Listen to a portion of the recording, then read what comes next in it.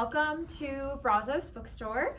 We are Houston's oldest independent bookstore. We've been around for 51 years. We've been at this location for a fewer, but still real long time. From what our wonderful event coordinator Amy has told me, we've been hosting this event for you guys for a number of years now, 5 years. So we're very, very happy to have you guys back. Yeah. So just some helpful logistics for the evening. Our restrooms are in the back. The door says employees only. That's a lie. Ignore it. There's an orange line on the floor that you can just follow. It'll take you right to the restroom. We also have a table with water set up sort of on the route there. You can't miss it if you just kind of walk back through that little hallway there. And those are for our readers if they need them, or for any attendees, of course. My name is Iris. Timmy is also working the event, so if you guys have any questions, feel free to come and find us. Also, after the event, feel free to walk around, browse. Our registers will be open, and we always love to sell a book or two after one of these things. So can't wait to hear you guys read. Have a blast, and yeah, that's it from me. Thank you. We are always so grateful to Brazos for hosting this event. Next, I would like to bring up Alicia Richardson, who is going to tell us about one of our other sponsors, and that's the Houston Writers Guild.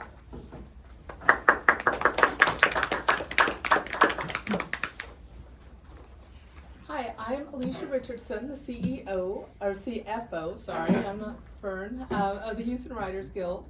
And we're a volunteer-run organization. We're writers helping writers. And we provide things like critique groups. We have some that meet in person and some that are online. We have a thing we call Social Saturday, where it's an online Zoom call every Saturday morning at 10 o'clock, and we get together and talk about writerly things. And once a month we all go to lunch. It's called Lunch Bunch. And so that's usually the last Wednesday of the month. And we are currently working on getting some webinars together so we can extend our program to provide some more benefits for members. Members always get a discount on any ticketed events that the Writers Guild, or if we do a joint venture with WiVLA, because we've been doing, for the past 3 years, we have done a anthology that's a joint venture between WiVLA and the Writers Guild, and so we've had some really great submissions and got some fantastic stories from our local Houston writers, and we've had our book launch here the last 2 years. So Brazos Bookstore is a fantastic resource and a great bookstore for the local writing community. So I strongly encourage you to browse and support them when all the readings are done. Thank you.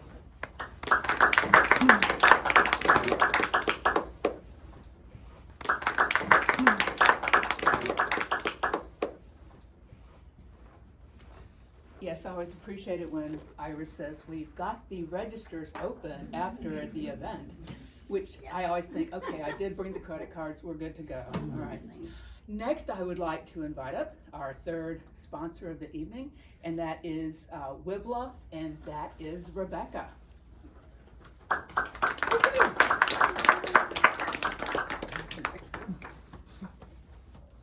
I'm Rebecca Truck. I'm one of the literary co-chairs of WiVLA, which is Women in the Visual and Literary Arts.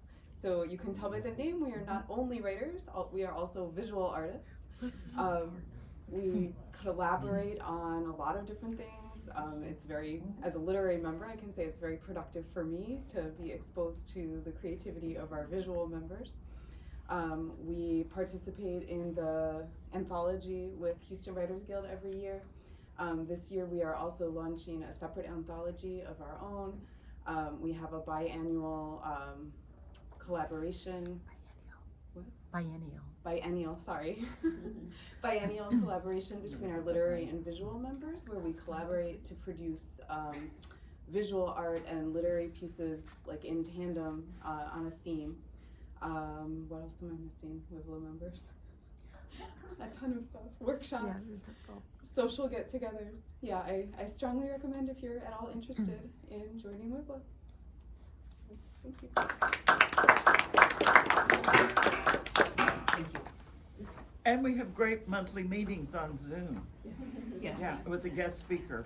Regardless of the weather. Yeah.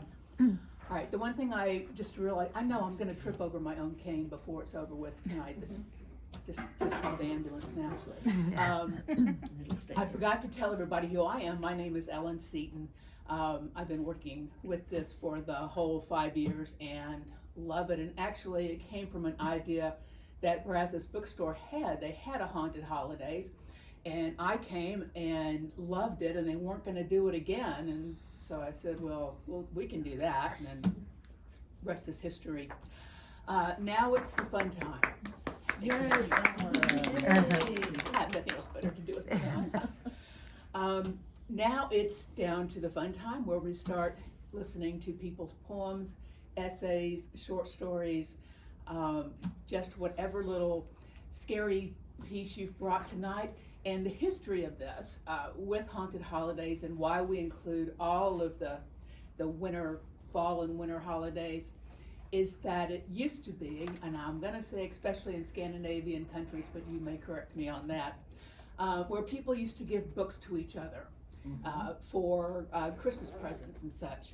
And if you had children, you wanted the scary books so that they would not want to run outside in the dark and go wild, and it would keep them inside and well behaved, hopefully.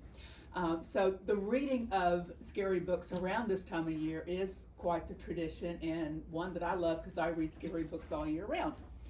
So our first reader tonight is Alicia Richardson.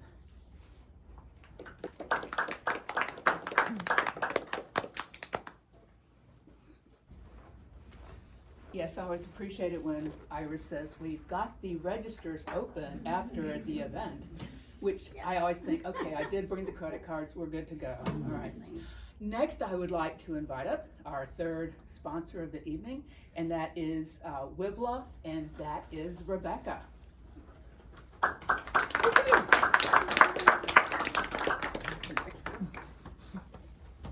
Hi, I'm Rebecca Truck. I'm one of the literary co-chairs of WiVLA, which is Women in the Visual and Literary Arts. So you can tell by the name, we are not only writers, we are also visual artists. We collaborate on a lot of different things. It's very, as a literary member, I can say it's very productive for me to be exposed to the creativity of our visual members. We participate in the anthology with Houston Writers Guild every year. This year we are also launching a separate anthology of our own. We have a biannual collaboration. Biennial, sorry. Biennial collaboration between our literary and visual members, where we collaborate to produce visual art and literary pieces like in tandem on a theme. What else am I missing? WiVLA members. A ton of stuff. Workshops, social get-togethers. Yeah, I strongly recommend if you're at all interested in joining WiVLA. Thank you. Thank you. And we have great monthly meetings on Zoom. Yes. Yeah, with a guest speaker. Regardless of the weather. Yeah. All right, the one thing I just realized, I know I'm gonna trip over my own cane before it's over with tonight. This, just call the ambulance now. I forgot to tell everybody who I am. My name is Ellen Seaton. I've been working with this for the whole 5 years and love it. And actually it came from an idea that Brazos Bookstore had. They had a haunted holidays, and I came and loved it, and they weren't gonna do it again. And so I said, well, we can do that, and then rest is history. Now it's the fun time.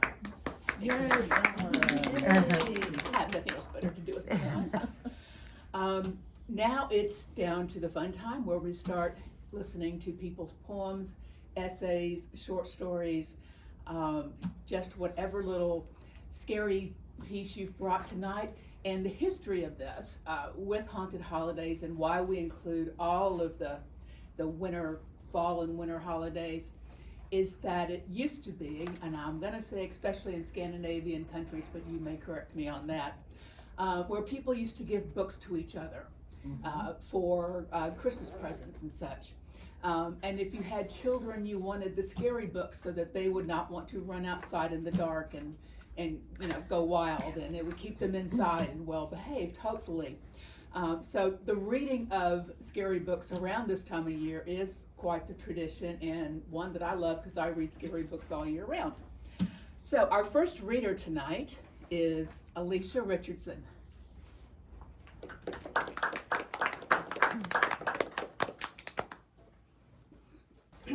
This story is from my upcoming Christmas anthology called Creepy Christmas 2025, and it will be out this week. And the story is called All That Glitters by A.B. Richards. I was short on cash, but that's not news. It was already halfway through December, and I had no idea how I would come up with Christmas presents. With that on my mind, I took my usual shortcut through the neighborhood south of my apartment. And there it sat, a shoebox-sized package on the welcome mat of a 2-story brick house. Could this be the answer to my prayers?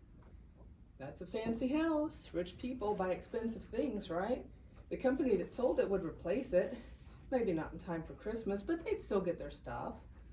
Hardly any traffic flowed through the subdivision mid-morning on a weekday. I crossed the street and pulled over. It was windy and cold, so I pulled my hoodie up without even thinking. Perfect in case they had a camera. With a quick look over each shoulder, I hurried up the walkway and nabbed the box. It weighed more than I expected, but I tucked it under my arm and jogged back to my car.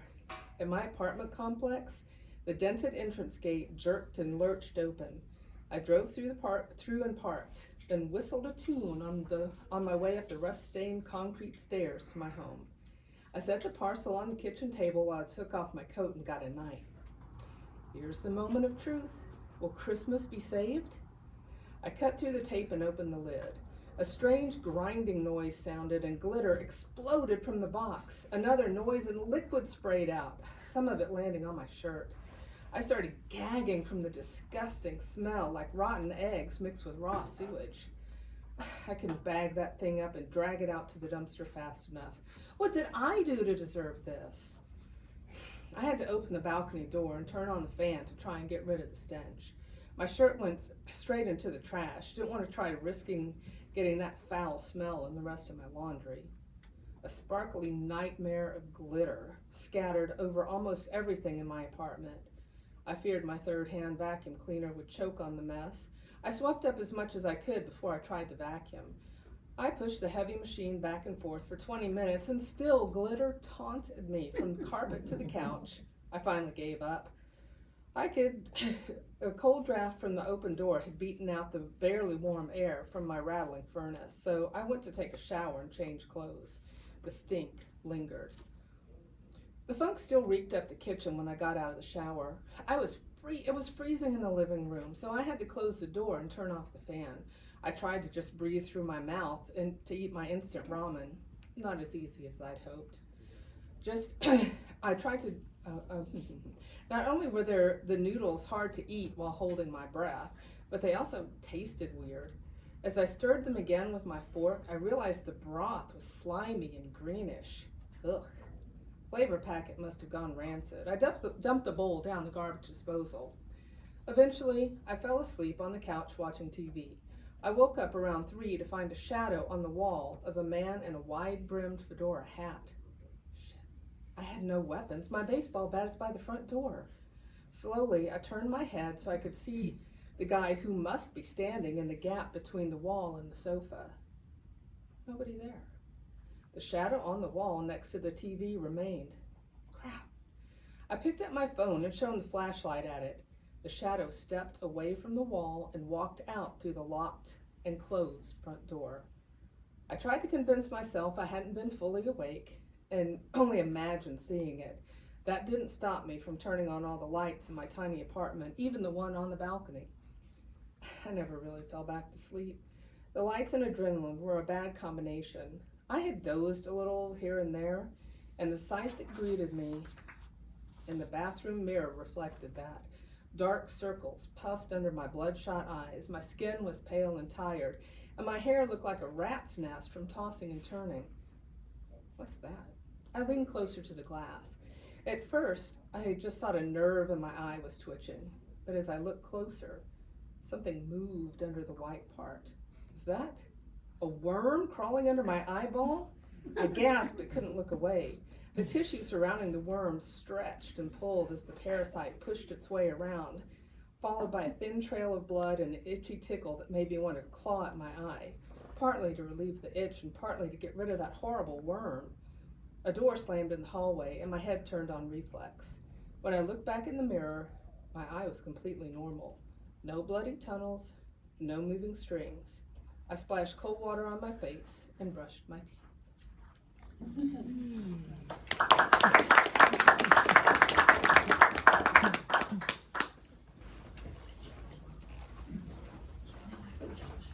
Thank you. And I promise you, we did not plan this, but our next reader is Rebecca. I was going to say the same thing. We did the sign up genius before we planned the order in which people would speak. Okay, I have a little flash piece set during Ramadan. It was the second night of Ramadan, and Halima almost tripped on the stairs on her way up to the ballroom. She wished she could blame the hem of her abaya, but she actually thought she'd seen Zia. She gulped. If she ever saw Zia again, she would run him over with her car. She stood up straighter, brushed a hand down her skirt, and looked around. No one had seen that. She was totally fitting in, looking sophisticated, and like she belonged at a $500 a plate fundraiser iftar. She moved her lips into the casual, I'm so cool, almost smile she'd been practicing in the mirror for weeks. She was going to fit in. She was going to accidentally, on purpose, bump into Barack. And she was going to make him fall in love with her and propose, maybe even by the end of the month. She'd be the queen of the Eid celebrations, showing off her ring to all the aunties at the mosque. All the things Barack's mom had said about her while Zia was in the hospital wouldn't matter anymore. Her Eid dress would be stunning. And when Zia found out, he would understand what he'd lost. And the next time she saw him, maybe he would jump in front of her car. She wouldn't even go to jail. This time, everyone would tell the police they saw him step right off the curb into her path. There would be no, Halima, it doesn't look like you even tried to brake. Halima, did you turn the steering wheel towards him instead of away? She realized that instead of the casual, almost smile that made her look like she was fondly reminiscing about her last trip to Ibiza, she was grinning madly at nothing, lips pulled back and teeth bared. She quickly rearranged her face and glanced around. No one had seen that either.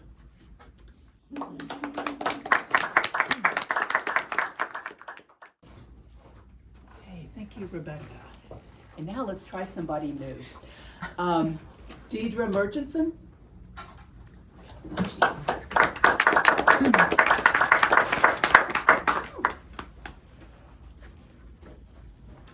Of all the things I fear the most, apocalypse, zombies, hungry ghosts, hurt people, poisonous snakes, spiders, an avocado shortage, thanks avocado toast, bedbugs, fleas, misunderstandings, unwelcoming host, liars who believe they are telling the truth, a judicial branch without dear Ruth, becoming an old dog with no tooth.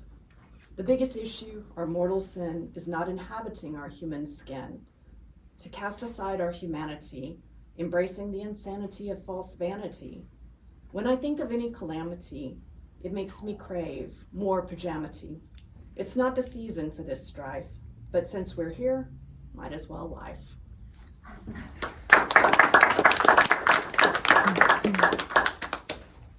Our first mention of zombies tonight. All right. The next reader is one of my favorites, and I have like 3 or 4 that are my favorites. She and I first met back in the 80s, and then went separate ways. I know we're not really that old. And then we met up again through WiVLA, so I'm delighted to bring up Margo Toombs.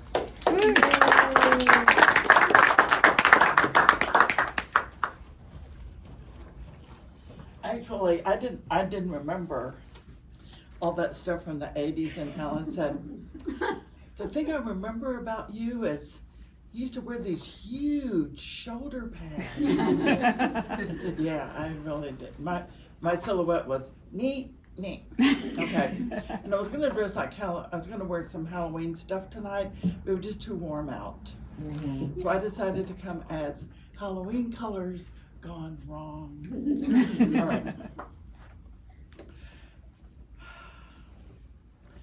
Vamping the vampire. On Halloween, when the others leave for costume celebrations, she slips on her crimson lingerie and fills her glass with sanguine spirits. She stretches out on her pillows and clicks on her favorite porn, Dracula, a love story with Frank Langella. For her, there is nothing more arousing than a vampire movie with teeth. The darkness and mystery pull her in and wrap her in a spell of longing for the undead.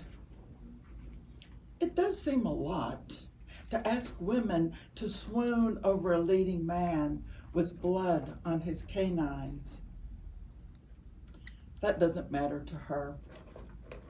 She finds Dracula's porcelain fingers irresistible as they prepare his lover's neck for that piercing kiss, the little death.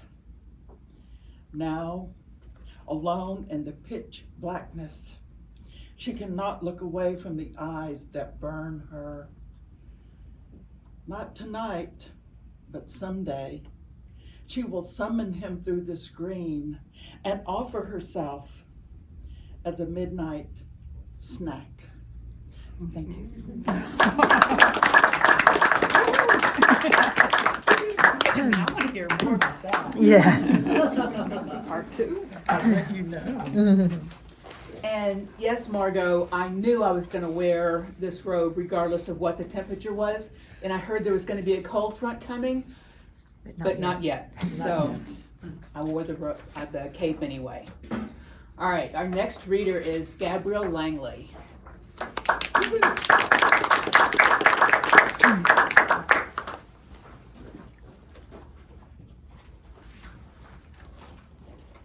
This first poem is called Dear Edgar, and it is written in persona poem. It's in honor of his very, very young bride who he married when his first cousin, she was 13 years old, he was 27.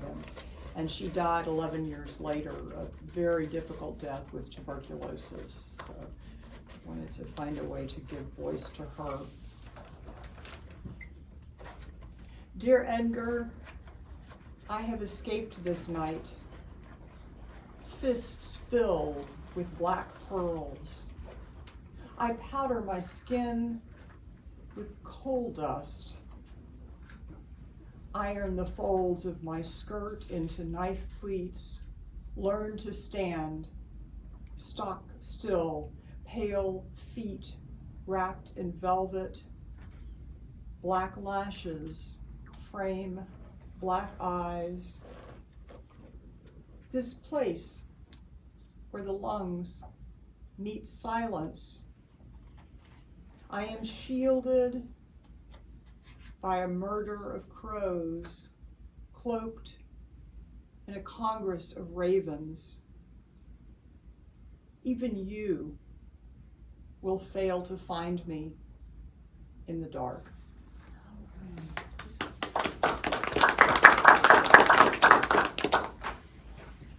Second of three poems. This is a poem called Waltz. It first appeared in Orchard's Poetry Journal last winter. Once past a certain age, a skeleton stands in the corner of every room.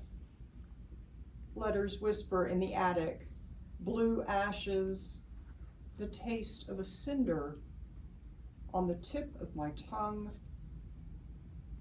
Death has thin hands, pale as frost, eyes clear like icicles. Night is a black cape waiting to exhale. White chrysanthemums, withered lilies circle my neck.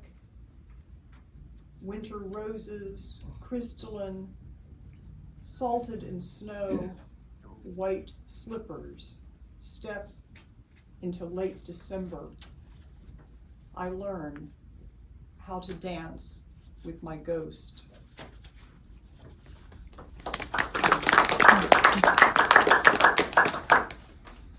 And last one is the voodoo doll. Pistoled and stinkweed, chinaberry lips, sawdust heart pricked with pins, the red yarn threaded on long needles, stitches run the length of both legs, yet by starlight, with arms woven from Spanish moss, she trundles tiny animals into the safety of dewberry brambles. Beneath the full moon, crop of sugarcane or field of bird's foot violet, she hides your children from the rougarou, teaches young mothers how a tonic brewed from Queen Anne's lace might prevent another pregnancy. Hope, her hair matted tangle, black thread, her dress forgotten square, scorched calico, whispering low in the cypress swamp, she shows the women how to sail a rusted tin can through murky waters. Thank you.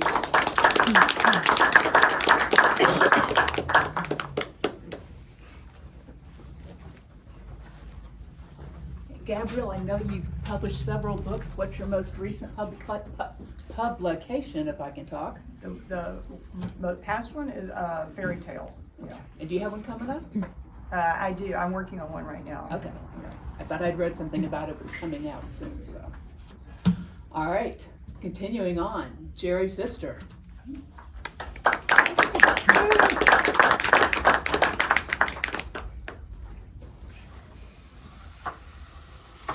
Well, I don't have the book yet, but I have the cover of, I just wrote, so there it is. Like a fish denied a river.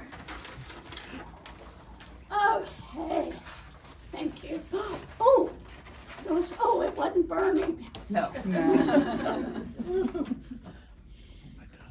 This is called Liver and Onions, and it's a traditional story from New Orleans, where I was born. Angie loved comic books, and her favorite were the thick comics that sold for 25 cents at the corner store. They were books about superheroes. Now, this was a long time ago, and before most of you were born, so things costed a lot less. But back then, they didn't have much money either. Tuesday after school, Angie's mother asked her to go to the corner store and shop for some liver and onions for that night. Her mother said, "Now, Angie, you know Mommy's getting short because it's close to the end of the month. So shop carefully. I need 2 onions, a little penny bag of flour, and the liver. Don't buy no candy." And then she held up the shiny quarter. Angie had a little money saved up, 7 cents from the car fare the day she missed school. When she got to the corner grocery and meat market, the comic book was on the newsstand. She quickly got the onions and a bag of flour with her own money, knowing that there was a big bag of grits in the pantry. She bypassed the butcher and grabbed her comic book, and after she paid, she didn't have any money left for the liver. She didn't worry until she started home. She could lie and say the butcher was out, but she knew her mama would find out. She had to pass this old cemetery that had tombs above the ground, and since the weather was dry, the gravekeepers had pulled the coffins out of some of the old families' tombs and opened them to let the bodies decay faster. And when they were pretty well decayed, they would throw the remains into the well of the grave and break up the old coffins or leave them for the coffin collectors. And that way, more family could be buried in those tombs. Now, Angie was fearless, and she went in that cemetery to look for a pretty new body.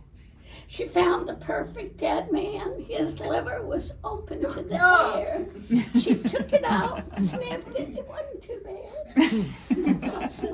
She then put it in the bag of flour and went home. She hid the comic book under a bush near the porch of her house. And then she walked all the way through the house with the bag of flour and onions and liver. Her mother took the bag, the large liver covered in flour, and smelled it. A little off, but I'll just season it good. So that night when their father got home, the dinner was all cooked and sitting on the kitchen table. The whole family loved liver and onion night. And Angie's little brother and big sister and her parents filled their plates. Angie just served herself a bowl of grits.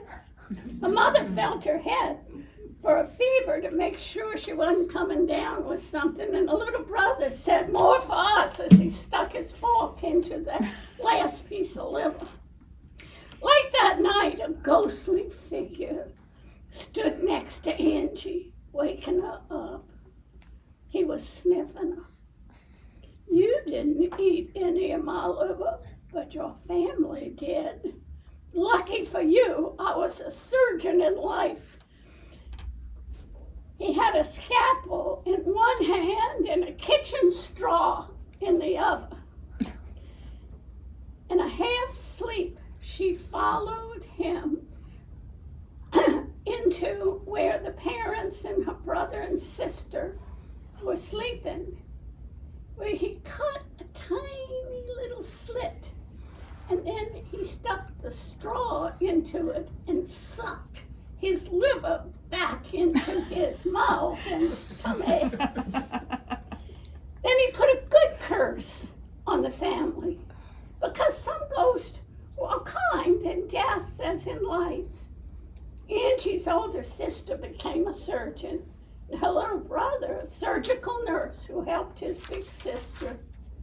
And Angie became famous as a writer and an illustrator of graphic novels about vampires and famous doctors who discovered ways to help people live long and better lives. She also wrote about one doctor who still worked miracles after his own life had ended. Those stories of the ghostly surgeon became her fans and occasional readers their all-time favorites.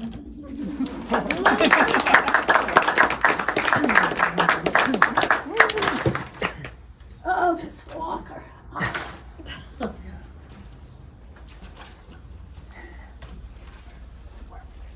I've written a lot of scary stories in my time, but I never thought of eating a liver out of recently deceased. Now my Well, you mind just is, haven't lived in the wall. my mind's going in all different directions now. So thank you for that inspiration, Jere. All right, next we have Elina Petrova.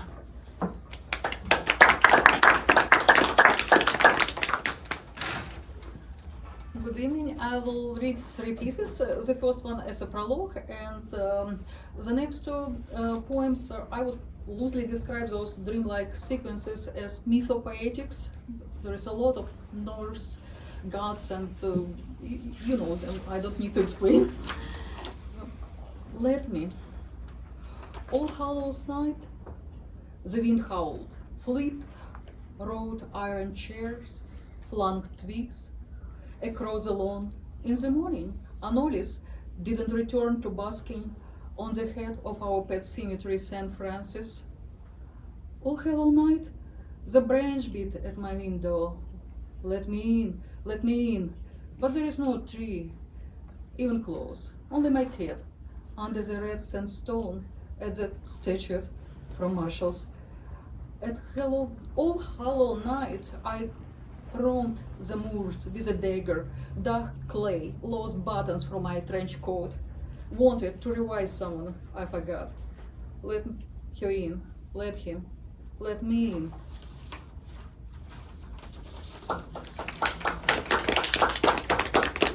The next is the mythological dreamscape. Sunday, last night 8-foot beings rocked the boat by merely wading into the river. One of them approached me. Thor, he said, escorted by 2 ashy wolves. Come, but not pets. His father's sentinels. I googled them later. And here we go, no Norse gods to blame for this darkness. I unlearned to fly. It's 3 a.m. and now I stand at this party in canopies, iPhone flashing. All I wear are my useless swan-like wings. So I conjure my bikini, chainmail with moonstone cabochons and walk away, carrying my hefty wings toward Medina. The sun rises to a tollway of self-driving cars as I walk along the service road, drawn to an Arabic song. Its distant tune is ancient, like the 18th dynasty, when giant granite boxes popped up at Saqqara tunnels. Monoliths, laser precision of smoothness with still incomprehensible. What if myths were movements from enormous music score? Before the pandemic, I heard a war steer horn, saw my spacecraft capsule catapult to a wrong time frame, a medieval field. After the battle, crude folks eyeing my no longer hermetic door. And the last, maybe I will say 2 names, because I have that thick Ukrainian accent and you can not understand. Skjold, the sun-eater wolf from Norse myths. It's he swallows the sun during Ragnarok, downfall of cosmos. And Alkanost is a Slavic bird woman who sings on magical island of Buyan.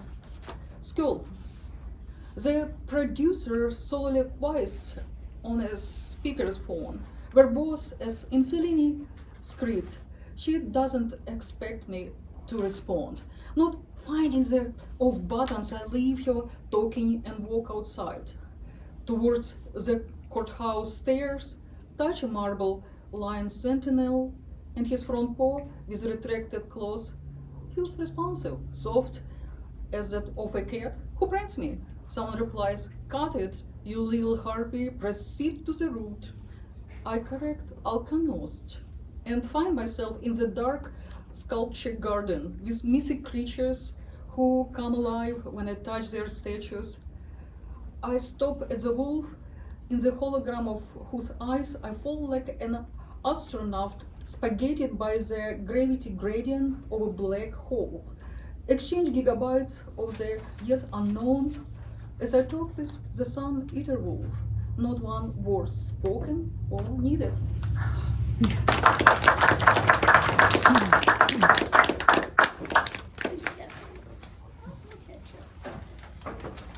Thank you very much. I always like it when you bring in different perspectives, because I myself have been reading about Norwegian gods and goddesses. I'm not so focused on Odin, but Freya has cats as her partners, and so, you know, if you have cats, you have to like Freya. So she'll show up in a story soon. All right, the next person we're going to hear from tonight is Jean King.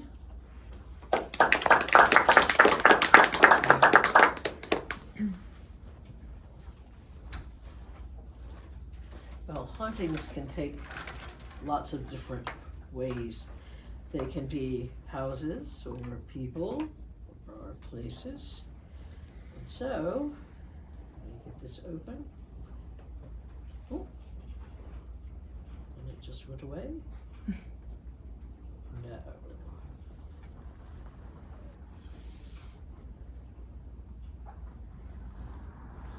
I've been alone for such a very long time, abandoned, empty of the life that once filled me. Am I dead? Sometimes I start to believe that I am. Other times, I only wish for death and an end to my suffering. That I'm haunted, of that I'm sure.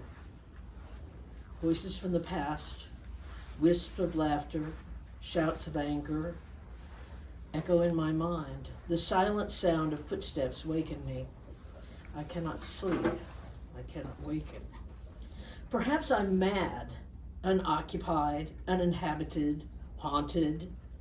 I'm isolated.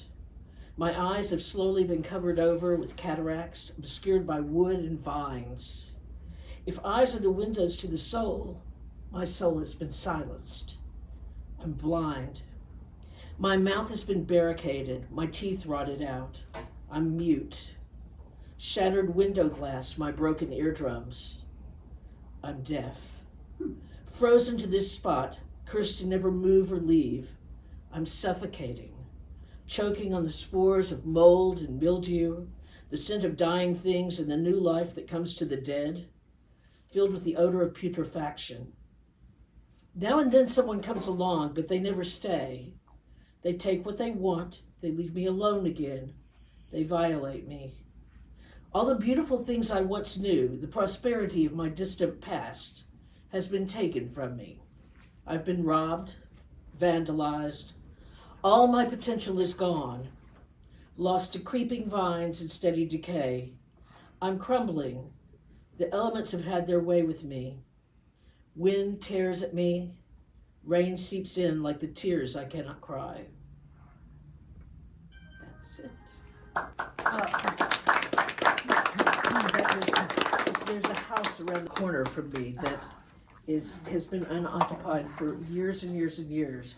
And every time I look at it, I think, I'm sure that it has a soul, you know, that it's there and it can talk. Or at least a ghost. Yeah. Beyond ghost. All right, thank you. I like that. Do you have that published anywhere? No, Not yet, anyway. Okay. not yet. Our next reader is Chris Gorman. Teacher. Okay, hi, I'm Chris. I didn't write this story. It's a fairy tale I really like. Kids were tougher back then. This is a kid's story? Okay, sure. And it's by a writer called John Christian Andersen. And it turns out that all of his stories have evil, cruel, diabolical shoes. Mm-hmm. His dad was a shoemaker. I'm not Dr. Freud. It's possible his dad was an asshole. Okay, let's just investigate this story. It's one I really like. It's called A Girl That Trod on a Loaf. Okay, and we're gonna speed run this thing. We're gonna speed run it. We're gonna make it happen really quickly, okay? So there's Inga. Inga, it's not Elsa. Elsa got rich. She lives in Beverly Hills, frozen. This is Inga. She lives in a little town, edge of the forest, cottage, dad's dead, Inga's poor, her mom picks up sticks for a living, okay? Inga's really cute, Gerber baby. She's not nice. She's not nice. Example, her mother does the laundry, hangs up a white sheets all over the place. Inga thinks it's really hilarious. Let's throw it down. Let's step on it. I want to see what my shoes look like on it. I want to see my footsteps. Yeah, so she does that and her mother comes out and she's like, Inga, you stomped on all my clean laundry and I fear that someday you will stomp upon my heart. Foreshadowing, okay? So Inga's mom is over it. She finds out there is a rich lady living in the next town. Inga, get a job. She sends Inga to live with the rich lady to help around the house, but Inga is super lucky because this rich lady is nice. And she buys Inga all the things that her daughter would have. She has a daughter that's Inga's age. And finally, Inga feels she has the clothes she always needed and deserved, right? She has beautiful dresses and shiny black patent leather shoes, okay? So she's balling, she's living it up, and the woman's like, go visit your mom. And she's like, absolutely not. Not my mom, not who's picking up sticks. I am better. I got the clothes, the shoes, I'm balling. So she's like, no. And then the rich lady, she goes to make bread one day, and I see the sourdough starter people. She's making bread. She makes this beautiful loaf of bread, and she's like, Inga, your mother would love this bread that I made, special bread. She's like, whatevs. She grabs the bread. She's on her way home, and to get back to her little town, she has to cross this thing called a marsh. In Houston, it's just like a mud pit, like we have everywhere, right? Big mud. She walks up to it, and Inga's like, absolutely not. My shiny shoes, she loves them because she can see her own reflection in them because she's gorgeous, right? She's like, absolutely not with the mud. So there's a marsh with a mist rolling in, and when the mist is rolling in, it means that the marsh witch is down there, and she's underneath the ground. She has a brewery down there, and she's brewing. And you know what she brews? She brews up trouble. Parking tickets, ingrown toenails, people that gossip on other people's friends, haters, haterade. She's making all that down there. And she sees Inga, and Inga makes a decision. She takes the bread and she throws it in the mud, and she uses that to step over the mud to get home to see her mom. And as soon as her foot touches that bread, Inga's done for. The marsh witch, she suck her down through the mud, through the muck. It's cold. And this beautiful dress becomes covered with mud, and Inga is super uncomfortable because her foot is stuck to the bread, and she's stuck in the marsh witch's lair like a statue. And it's cold, and she's not alone. She's got a frog in every ruffle. She got snakes in her hair, and she got little insects that walk all over her, and she is stuck there for the longest. And people up in the town, they're like, girl, did you hear about Inga? Inga screwed up. Inga in the marsh witch's lair. She not coming back. And there's a little girl who tells her mom, and her mom's like crying tears of disappointment. And if a mother cries tears of disappointment, you know what happens? They go down through the mud and the muck, and they land on you. And what do mother's tears do? They burn. So those tears hit her face, and they burned and burned and burned. And there was a little kid in the town who's like, I just don't think that's fair. Poor Inga. Is she ever going to come back? Inga, poor Inga. Okay. Years, decades. Her mom dies. The little kid is not a little kid anymore. She's an old lady. She's on her deathbed. She's been a really great person, this old lady. She's been the best. And the chaplain come in, and she's like, the chaplain says to her, do you have any regrets, any last words, any last wishes? And she goes, you know, I've thought about Inga. I've thought about her every day. She made one mistake, and it's not fair. She has an emotional moment like me, and she prays her last prayer, that something could be done for poor old Inga. And as soon as she has that last prayer, that prayer goes straight up to heaven, and God's like, okay, bet, I got you, Inga. Sends her out as a tiny brown bird. And Inga is terrified. She don't know how to be a tiny brown bird. She doesn't know the rules. She go and hide in a fence in a little crack. And Inga is terrified. And it's a really cold winter. There's no food for animals, no food for people. But Inga ventures out, and if she sees a cracker in the road, or an old pizza crust laying around, she's like, hey, everybody, there's food over here. And she only took one little crumb, and she'd give all the rest of the food to the hungry animals. And as soon as she had given away as many crumbs as was in that initial loaf of bread that she wasted, it has been said that she turned into a beautiful white swan, and then she flew straight up, maybe to heaven. Inga.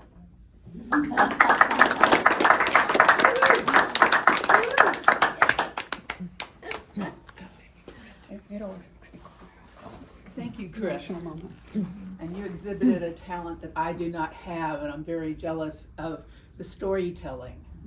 Without reading, without anything else, you just told a great story. So thank you so much.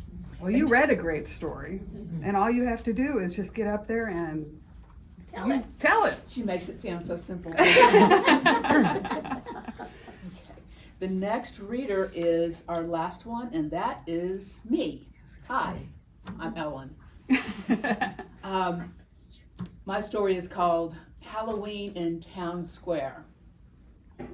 As the sun began to set on the annual Town Square Halloween party, Willow, perched on top of the theater that had stood in the town square since the 1930s. Of course, some of the buildings were newer. There were even a high-rise condo with retail stores and offices on the ground level. On normal days, Willow made sure she was not visible to the humans. Seeing a grim reaper in a long black robe and carrying a scythe with bony hands had a tendency to scare most folks. However, on this day, when the veils between the worlds were the thinnest, she could move around freely, and most people thought she had a real lifelike, death-like costume. Bob appeared next to Willow and said, "As the newest reaper here, I feel like I'm learning more than I'm helping." Since he was still very connected to his last earthly incarnation as a Texas rancher, Bob had a lasso as well as a scythe. Because of his earthly skills, he had an astonishing ability to catch recently deceased souls who wanted to run away from their next destination. Placing one skeletal hand on Bob's back, Willow said, "Almost like you're back at your first rodeo, don't you think? I see some ghosts are already beginning to arrive to visit the loved ones they left behind," Bob said. "Yes," replied Willow, leaning on her scythe. "Mr. Chester Bright is back checking on his widow, Edna. The reapers observed he was still wearing the blue jeans and flannel shirt he always felt most comfortable in while alive. Edna wore her blue jeans with a cotton shirt and a hoodie jacket." Willow continued, "Even being separated by death, they remain devoted to each other. He's prepared to wait for her as long as it takes, and she is anxious to see him again when the time comes. And then there's Mrs. Crawley," Willow said, pointing at the elder ghost still dressed in the sky blue suit she wore when she was buried. "She comes back every year to check on her grandchildren." Pointing at a group of ghosts mingling with the crowd, Bob observed, "There are some regulars who all died at one time or another in this part of downtown. If I remember correctly, some died in building fires while others died in storms and floods. There are a few hapless victims of long-ago bar brawls. Regardless of their demise, they all seem more happy to visit here frequently." "Yes," Willow replied. "Some of them protect these buildings and the employees who work in them. And they also have a lot of fun when the so-called ghost hunters come by looking for paranormal activity. Situations like that are always good for a few laughs." One of the ghosts, Norman, who used to work in the old brewery and ice house, was the first ghost to sit with the reapers. He still wore his denim overalls, white shirt, and black boots that was his work uniform back in the day. "Hi, Willow. I see you brought Bob back with you tonight." "Yes, he's a quick study, and his lasso comes in very handy in crowd situations." Bob's face brightened up with a skeletal grin. "Thanks, Willow. I'm also enjoying the movies that are showing on a couple of screens around the square. Dracula was always a favorite of mine." "Yes," Willow began, "it all looks happy and frivolous right now, but I understand that a group of rogue ghosts might show up to see if they can stir up some trouble." "What kind of trouble?" asked Norman. "Wild West kind of trouble. Apparently there are a couple of gangs of outlaw ghosts who pick different cities each year to haunt. Due to the increase in gun violence in this city, they thought they could show up here and run amok. Sometimes people get really scared, and a couple of times folks have died from some of their antics. Humans can be very vulnerable when they are in touch with actual evil beings from the afterlife." Swinging his rope around, Bob said, "And we're here to keep everything as nice and peaceful as we can for this Halloween party. Yeah, lots of folks say they enjoy getting scared to death on this holiday, but I don't think they really mean it." Suddenly, out of seemingly nowhere, a strong wind came up. A big cloud of dust filled the town square. That was odd because it had not been a windy day, and the ground around the square was either paved or covered in grass.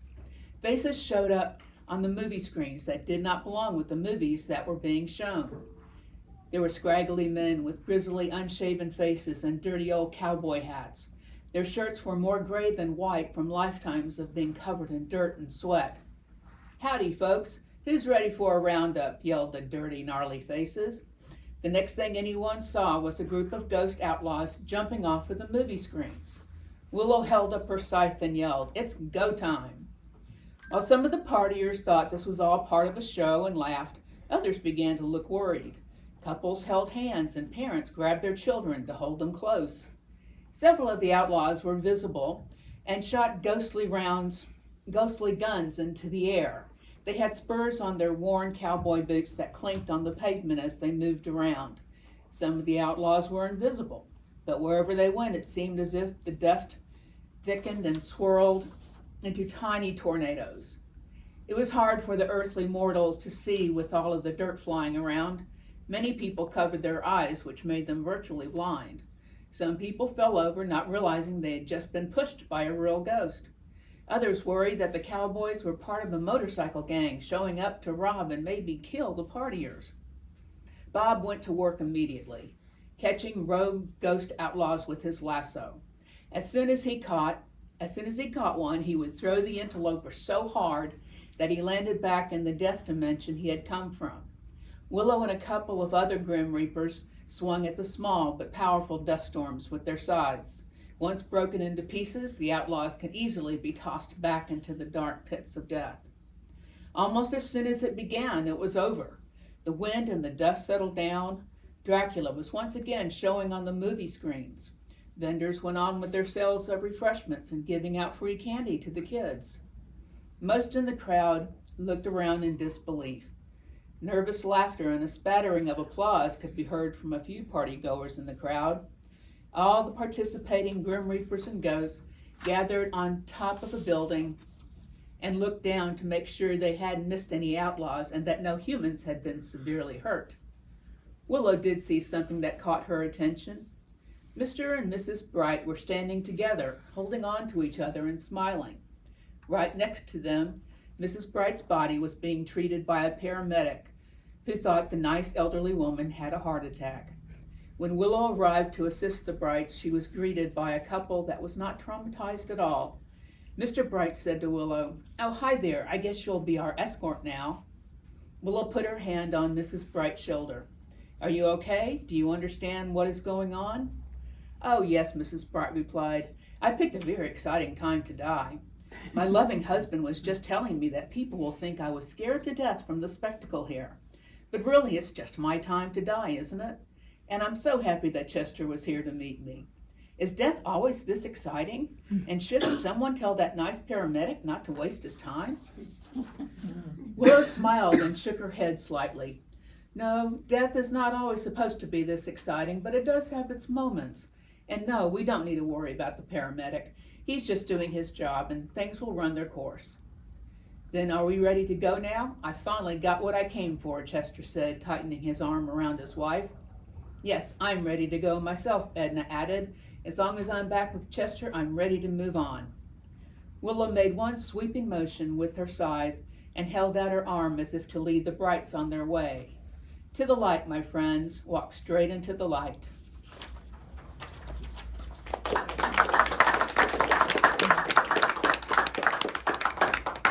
That ends our evening of reading and poetry, and thanks to everyone who shared your work with us, and thanks to Melody for being, again, for the fifth or fourth year in a row, you have filmed us and taken pictures, and I know you're going to want all the readers to come up here and stand for a picture. See, you got me well trained.